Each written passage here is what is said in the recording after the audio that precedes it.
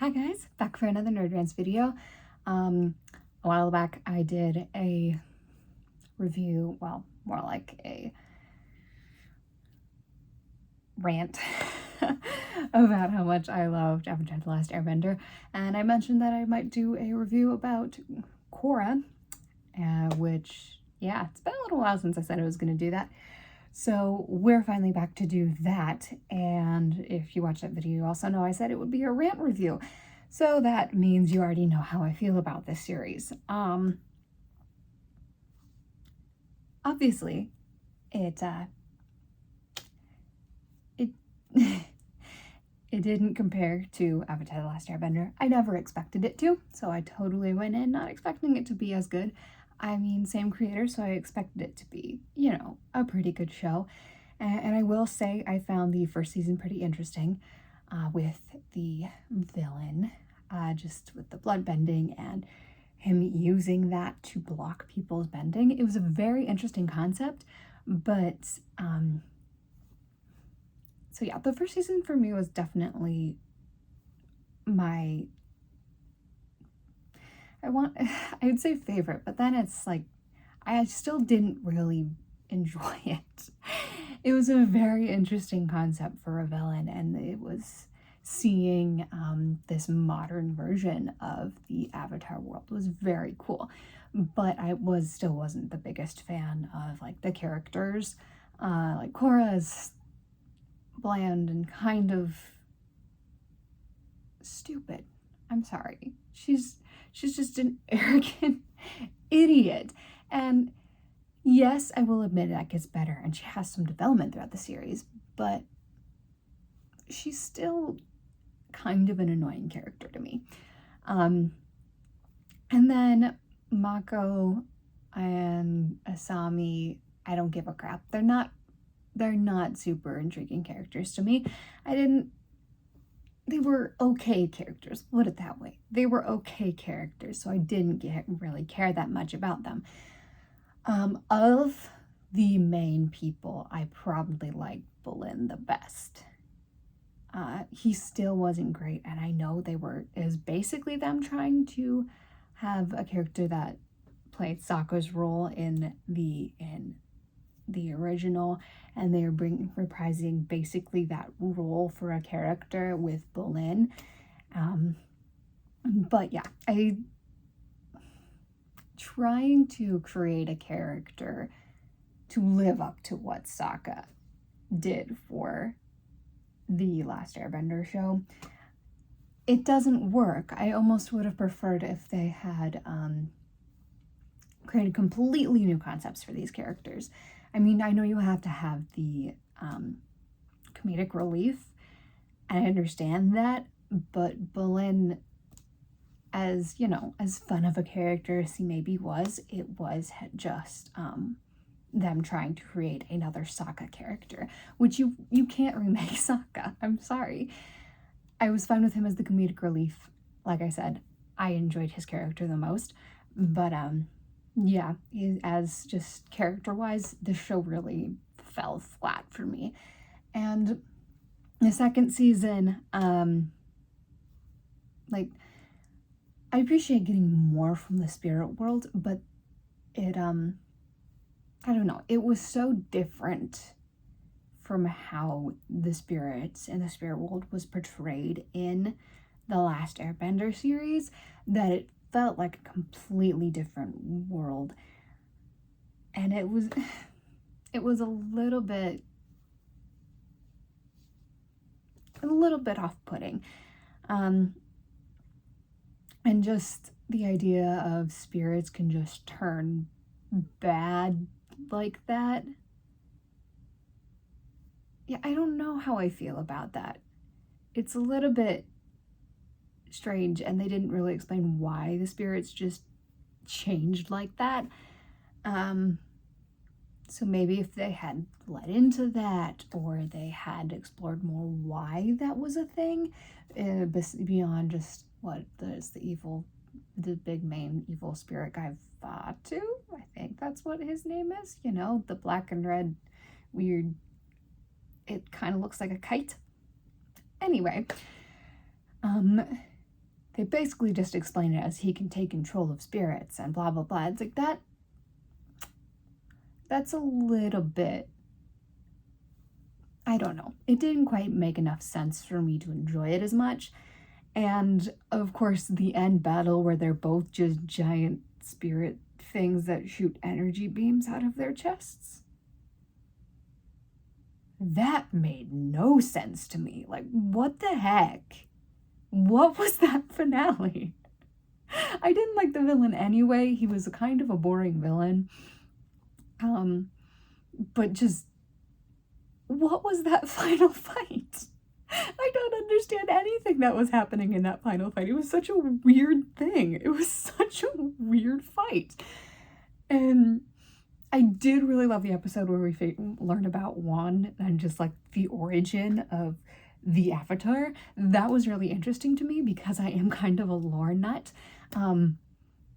But again, they don't explain enough in that season for me to enjoy because getting into these spirits and how they turn bad and this struggle between the light and dark spirits, Vatu and Rava, that could have been really cool, but they didn't really explain anything. It's just like, this is a thing. This is a very vague one-sentence explanation as to why it's that way. And I wanted more explanation to why things were that way. So yeah, of the season, like the villains, that was definitely my least favorite villain of the entire series. He was not interesting and I didn't like him. He was super bland. He was hateable, but not because he was supposed to be hateable. He was supposed to be this scary villain, but he wasn't. I just hated him. So yeah, season 2 is probably my least favorite just because things didn't really get explained all that much. But it brought in, I guess, did they explain how these, I forget the explanation for why these new airbenders started popping up. It was something with the spirits, but I don't remember why. If you remember why the new airbenders were popping up, all that started, I guess people started manifesting as airbenders. You put that in the comments. I would really, I don't remember why this happened, and it makes me feel kind of bad about reviewing this season because I don't remember why this happened.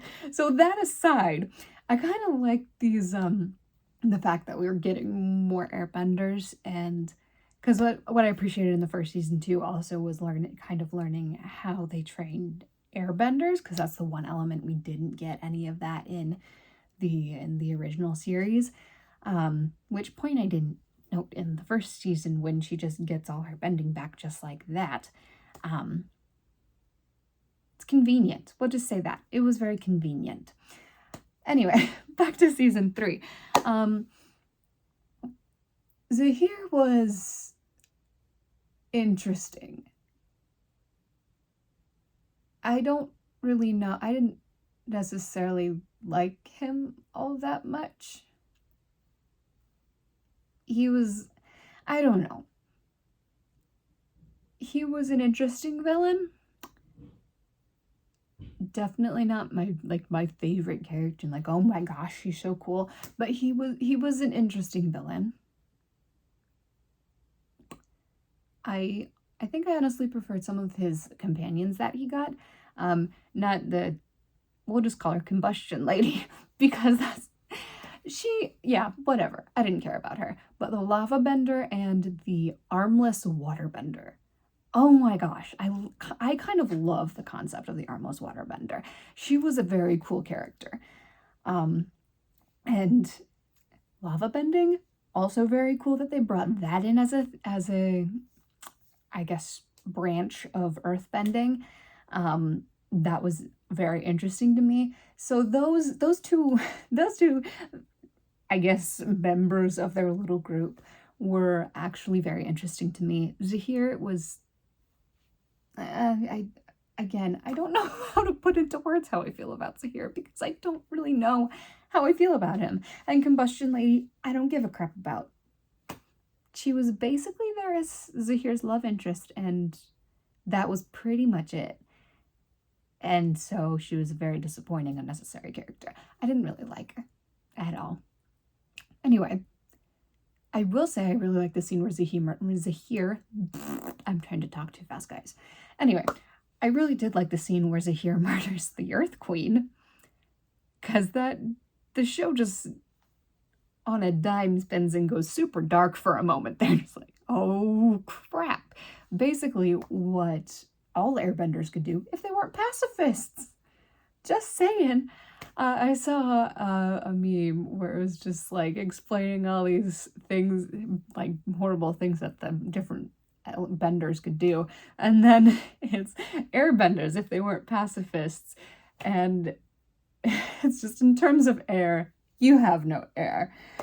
So showing a darker side of airbending was a very interesting concept. And the flying, I guess it's established as a thing in the one episode, but it goes along with why Zahir is an interesting character. Just, I don't know. I don't know how to feel about the flying. It's a possibility considering how airbending works, but like explanation for why Zahir can fly, and he's a new bender, so that adds on to like, why can you do this?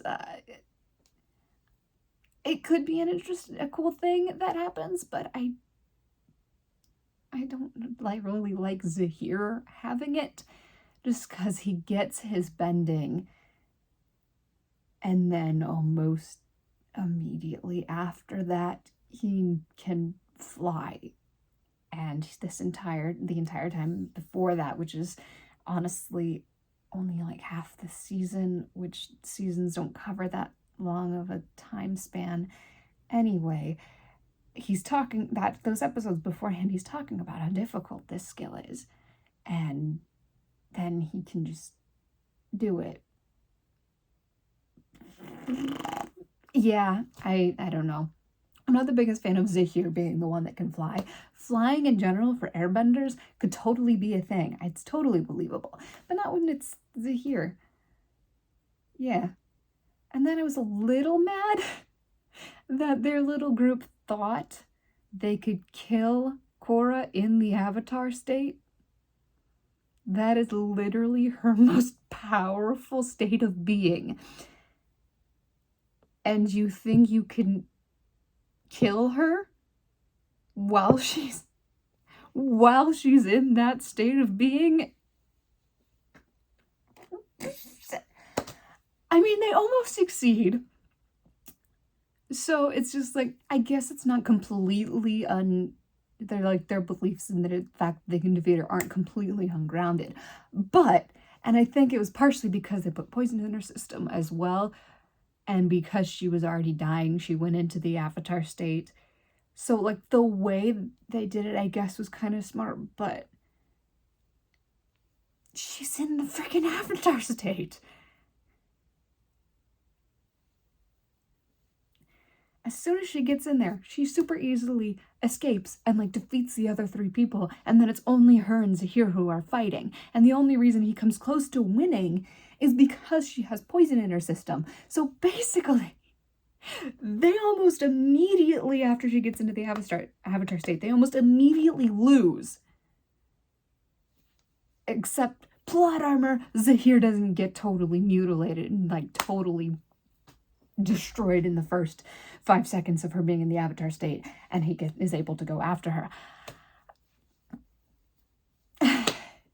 I feel like, as cool as a concept as you kill the Avatar in the Avatar state and the line and the Avatar cycle stops, that's a really cool concept, and that totally makes sense, honestly. But the fact that they thought they could kill her in the Avatar state, there's a reason the Avatar cycle is still going. Because killing an Avatar in the Avatar state is freaking hard and next to impossible. So it annoyed me a little bit that they thought they could do that, just a little bit. But the PTSD she gets from that experience and from almost dying and having to, I don't remember whether they show how or why she gets paralyzed and has to relearn how to walk. Is it just because of the poison? Was it, oh right, what she had, like, the weird part was that it was like the poison had some sort of metal or something in it. How'd they explain that? So an earthbender could extract it. I don't remember exactly how the poison worked, but for whatever reason, because of that, she was paralyzed, and then she had to learn how to walk, and then she goes off and becomes a street fighter, because that's our solution to I'm depressed and fighting my inner demons. I'm gonna go punch some people, which I guess she's a very angry person, so it does kind of make sense. The PTSD is interesting. I really do. I'm glad they gave her PTSD from it, because if they hadn't, it would have been not right. But yeah, we'll move into season 4 because I'm not sure I have anything else to say about season 3. But yeah, season 4, Kuvira, they never really explained her motives for wanting to take over the Earth Kingdom. Was it just because she didn't believe in the teenage king who was instated after the queen's death, who Mako's protecting, who is one of the most annoying characters I've ever seen? Is that why? Because if so, understandable. Let the lady rule. Don't let her get to the point where she's going across the entire Earth Kingdom, conquering it city by city. The fact that she gets she conquers as much of the Earth Kingdom as she does, and people follow her, I'm just like, her or dorky teenage wimp who knows, is a pompous brat who knows nothing about ruling. There's not much of a choice there. So the concept of that power struggle was stupid. Because honestly, who would you choose? A seasoned warrior who actually knows how to lead, or a wimp, or a dorky wimp? Yes, Kuvira's methods of conquering the Earth Kingdom were questionable and not right, but she's still more of a leader than I can't even remember the prince's name. So, yeah. Anyway, is it weird that I almost remember the least about season 4, and that would have been the last season I watched? Interesting. Anyway, yeah, Kuvira as a villain was just not really believable to me, really. It didn't make that much sense to me. It's just like, oh, okay. So you're committing treason because you think you make a better leader. I'm not going to argue the fact that you'd make a better leader, but treason? Conquering the Earth Kingdom city by city?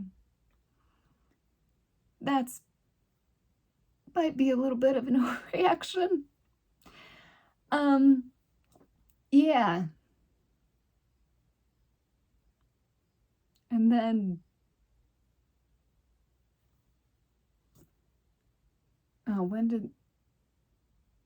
oh, right, because second season they opened the spirit portal. Sorry, it's been a little bit since I watched this show. So they opened the spirit portal at the end of season 2, which is why season 3 stuff happens. And that's why she's able to take Kuvira through it at the end of season 4. Yeah, timeline stuff. Anyway, I don't know if I understand why I feel like Kuvira's like switch and like realization that maybe I did a bad thing was super quick.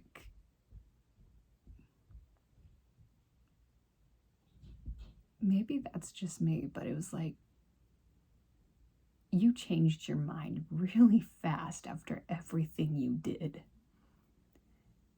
He created a giant mech suit to attack Republic City.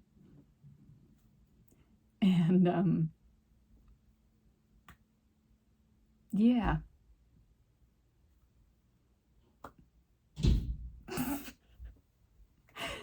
Which, yeah, no, I just, what? What? Her, yeah, that ending with her not, obviously, they weren't gonna kill her. They'd maybe arrest her. But her changing her mind at the end seemed very random, and you just go through all of this crap throughout the 4th season to gain power and to seize the throne of the Earth Kingdom, and then you just change your mind because you got like a 2-minute pep talk from Korra.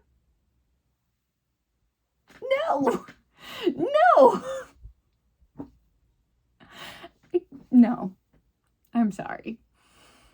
If I had to pick a season, the 2 seasons that I enjoyed the most, it was definitely 1 and 3 because they had more interesting concepts to them. 2 and 4 had the least, like,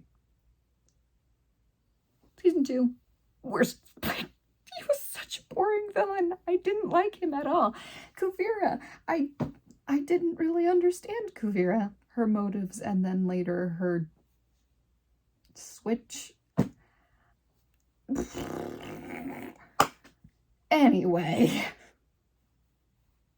I was not a fan of this season. All of the relationships in this entire season, except maybe Bolin and Opal, they didn't, what? There was too much romantic drama going on. Like, there was the whole Mako Korra Bolin thing, and then Mako Korra Asami thing, and then like there was like a love square going on for a little bit with Asami, Mako, Bolin, and Korra. There was too much focus on their romantic lives that they didn't focus on the characters themselves, and so the characters got lost and weren't great. And then they tried too hard to make romantic stuff happen, and there shouldn't have been romantic stuff happening as much. Like,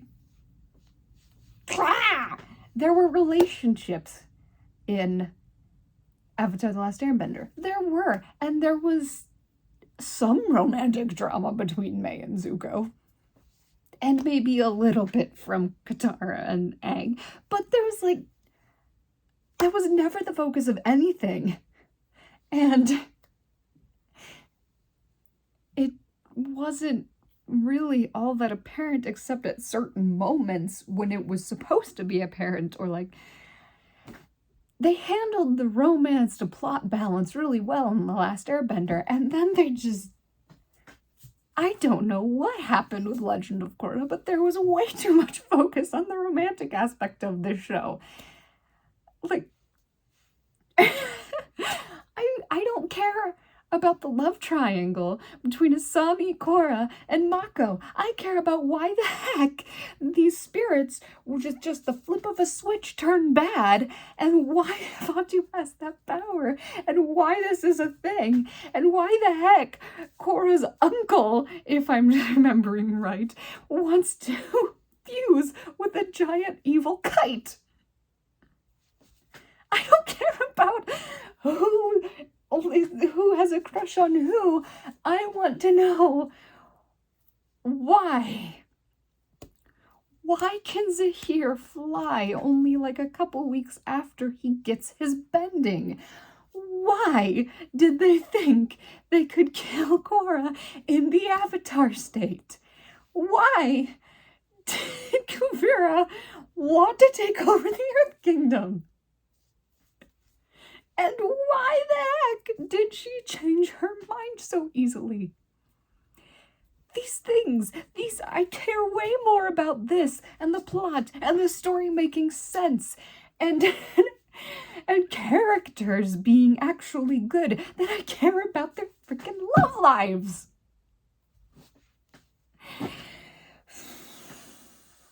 I'm sorry. If you've seen some of my previous videos, you know that I totally ship some characters. Like, in other fandoms, I ship some characters so hard. It's like, yeah, you know, if you've seen some of my ship videos. But in this show, I just wanted everyone to shut the heck up about their love interests and focus on the freaking plotline. Like, the world is ending. This is an apocalyptic event. And you're talking about, you're talking about your romantic issues.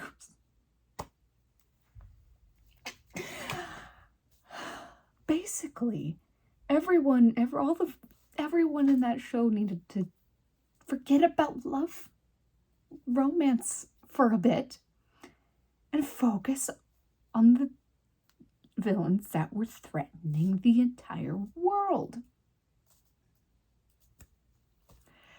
I will say, the only relationship in that entire show that was interesting, okay, maybe there were two of them, but one more than the other, that were interesting and could have even at all been like good or I would be okay with, are Bolin and Opal, which don't get a lot of screen time, and Kai and Janora, who get probably maybe a little bit more than Bolin and Opal. Those two relationships were fine. Because one, they were healthy. You compare any of the other relationships that happened, they weren't all that healthy or good for the people involved. So these two relationships were actually somewhat healthy relationships, and they weren't the main focus of everything. So those were the only two that I was even remotely okay with.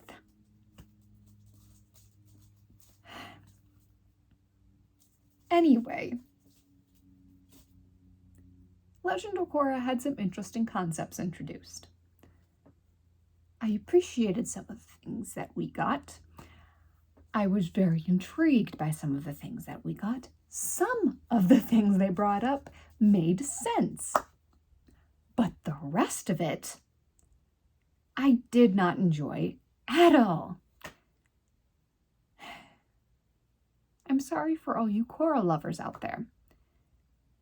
And I suppose I should also apologize to all the Korra haters out there, because even though everyone thinks there is no middle ground to this and everyone either loves or hates Legend of Korra, I am in the middle ground. I might be leaning a little bit more towards dislike, but I'm still in the middle ground because there are things about this show that I like, that I appreciate, that I wanted more of, and there are things in the show that I didn't like, and there are things that I absolutely hated. So, overall, I didn't like this show. Specific parts of this show I did like, and I did find interesting. But it's definitely not my favorite, and I probably won't watch it again. Unless I get in a mood.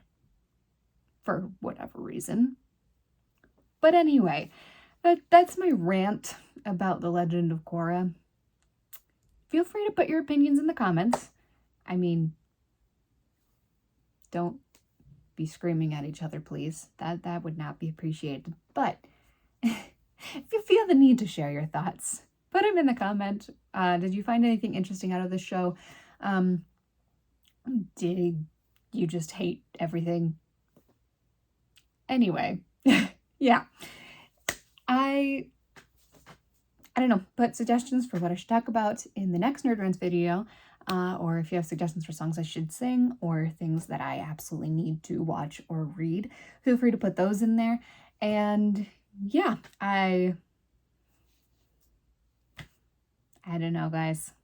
Legend of Korra was something else. Yeah. See y'all next time.